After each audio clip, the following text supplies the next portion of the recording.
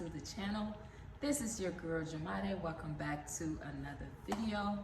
Guys, I recently bought a property in the neighborhood that I wanted to be in. Okay, if you are an OG of this channel, probably about 2 years ago or so, I started the process to purchase a property, but guys, it did not work out. It was the time where people were overbidding like crazy, okay? I think the interest rates at that time were at like 3% or 4% or something like that. Interest rate was really low and people like literally lost their minds, okay? In the real estate market, guys. So every time that I will find a property, y'all, somebody will overbid me. And then the final thing that just made me like give up when I went to go with the loan process, okay? Because as a traveling healthcare professional, y'all, this is another thing. I'm gonna do a video on that. As a traveling healthcare professional, my salary was different than the typical W-2 person, okay? So my hourly was really low, but like the bulk of my money was being paid to me in stipend, and that wasn't taxed. So the underwriters just couldn't understand that because it wasn't being taxed. They were like, well, we can't really count that money. Well, if you don't count it, then I don't make enough money to afford this $450,000 house. But if you do count it, I can afford this $450,000 house. So that's where it was. And then the transaction didn't go through.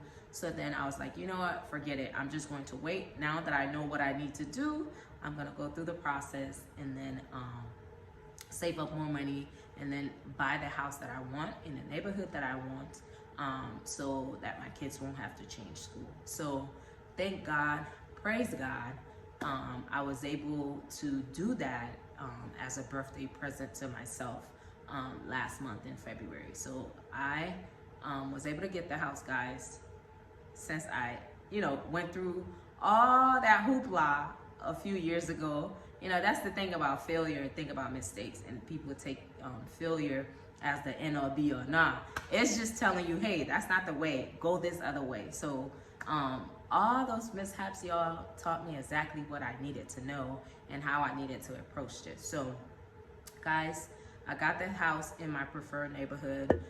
Everything worked out. Okay, I started the process in January, like literally February, y'all, I was able to get the property. And the only reason why I didn't close sooner is because like the job that I had gotten, I was waiting for them to get back at what they had to do, their background check. I had to do drug screening, all the different things that you have to do when you sign on for a new job. So that was the only reason why I didn't close sooner. So, but everything went fine.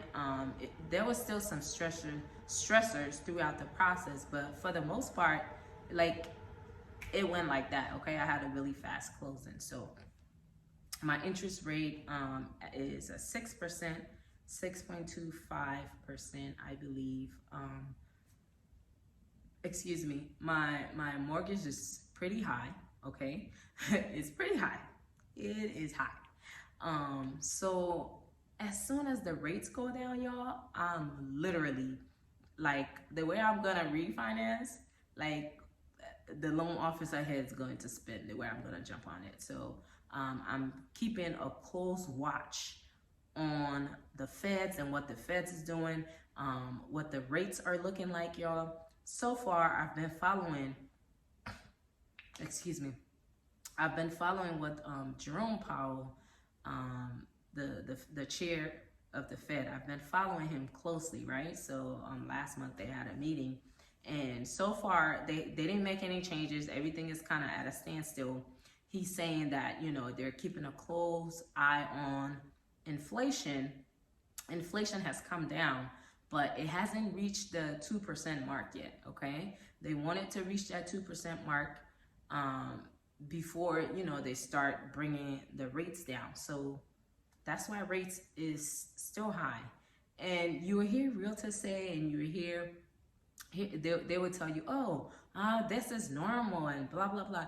It's not normal if the majority of the country cannot afford to buy a home. It's not normal if most people have to move back in with their parents. It's not normal, okay? It's not normal. They want to convince you that, it's business, so they want your business. So they're trying to make it, ease it in your mind, make it appease you, so you're not totally in like a sticker shock. But it is high, y'all, and there's an affordability crisis right now. So most people are sitting on the sideline because most people cannot afford a $3,000 mortgage. Most people cannot afford a $2,000 mortgage, y'all, because salaries just is not keeping up with inflation, okay?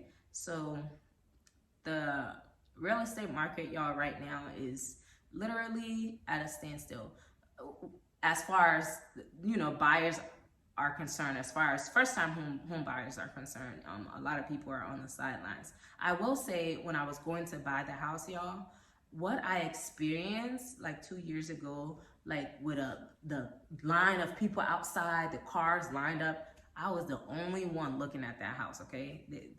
There was no one around. It was literally crickets, trust me, okay? But in 2021, when I was looking for the house in the same neighborhood, y'all, when me and my realtor would pull up, there would be like a line of cars looking at one house. And the cars would be like all the way down the block, going around the block, a line of cars. And people just, fighting for one house and overbidding, and, egos get into play and they start overbidding and biting off more they can chew.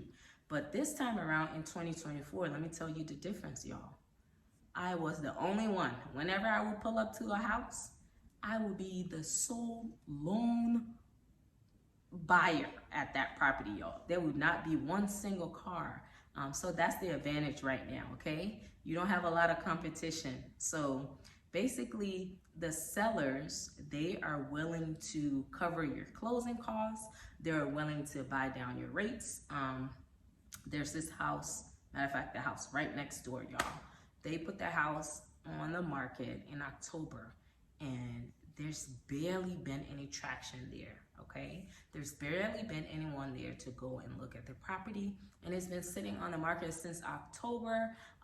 They've made at least 3 price cuts, and it still hasn't sold yet. It's still sitting there. Like, it's still sitting there. I was tempted to put in an offer for it, but I decided against it because I didn't go with it because I didn't like the layout, and I would have to put more work into it, and I wouldn't be getting what I wanted to get out of it. Eventually I would, it would grow in equity. But the reason why I chose the property that I chose, it's like the basement, I'm going to house hack, okay? Now, I'm an entrepreneur, so I'm always looking for ways to get a bag, okay? I'm always looking for ways to expand and to secure multiple bags. So the property that I settled on, y'all, the basement is like a blank canvas, and I'm literally going to turn that into an apartment for like traveling nurses or so. So that's why I didn't choose this house next door, because I didn't like the layout. I want a house hack. I want to be able to do like midterm rentals where someone can literally pay off my mortgage or damn near more than half of it, okay? So that's the plan, because my mortgage is pretty high. So yes, y'all. If you guys have any questions concerning the process of how I was able to attain this house in this market, comment below. I will say, guys, your credit, okay? I protect my credit like nobody's business.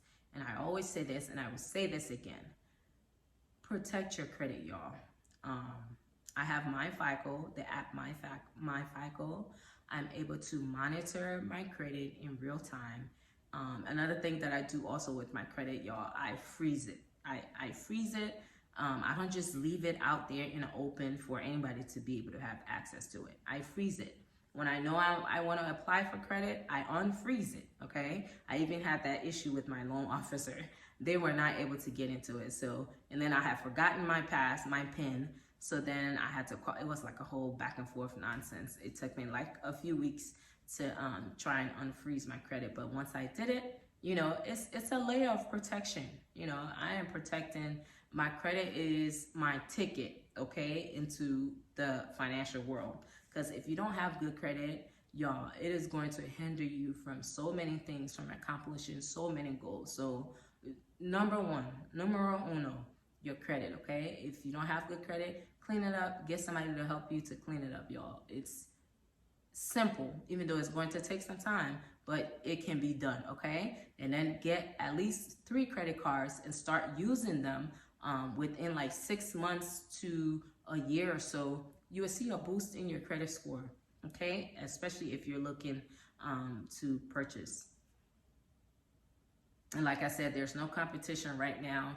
You would be able to get the seller to give you lots of credits, okay? Because guess what?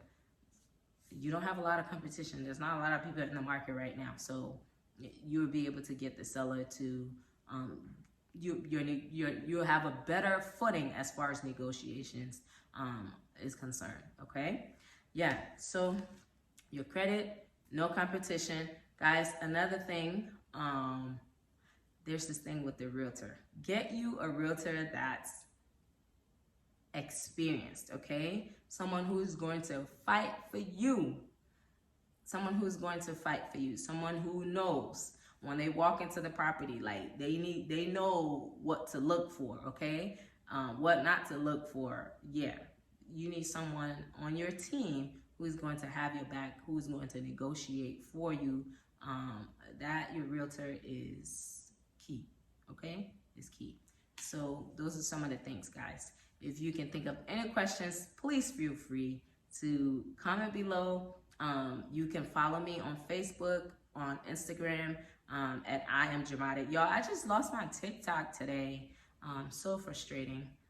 So I opened another page on TikTok. You can follow me on there as well. Jamada Official. Follow me on there. If you have any questions, feel free to DM me on any of those platforms, guys, okay? I'm active on them, all right? That does it for this video, guys. Thank you so much for watching. I'll catch you on the next video, all right? Bye.